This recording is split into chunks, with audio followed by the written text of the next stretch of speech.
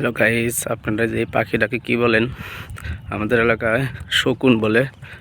আপনারা কি কাকে বলেন একটু জব বলবেন। দেখতে পাচ্ছেন যে বিশাল, কিন্তু অনেক বড় পাখি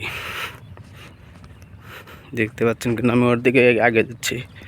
ঠিক আছে, ও হয়তো এখন উড়াল দিবে। এই যে দেখছেন, বিশাল বড় শকুন চলে গেল। ওই যে নিচে চলে গেছে, দেখতে পাচ্ছেন কিনা আপনারা? ওই যে বসছে ওখানে, বিশাল বড় পাখি। এই যে এখানে আমাদের বাড়িঘর। এই যে আমরা এখানে নতুন বাড়ি করে আসছি, নতুন বাড়ি করছি এখানে আমরা সবাই। মানে নদীর আমরাও পারছিলাম। এই যে ওই দিকে দেখা যাচ্ছে, দেখা যাবে না তো, অনেক দূর। ওইদিকে আমাদের বাড়ি ছিল, ওদিক থেকে আমরা এইদিকে বাড়ি করে আনছি। যে সব নতুন বাড়ি, এরা সব আমাদের আত্মীয় স্বজন। উপর থেকে আমরা সবাই এপারে আসছি। ঠিক আছে, নতুন বাড়িঘর করছি আমরা সবাই, উপর থেকে এপারে আসছি, বাড়িঘর করতেছি, বাড়িঘর করছি এখানে এসে।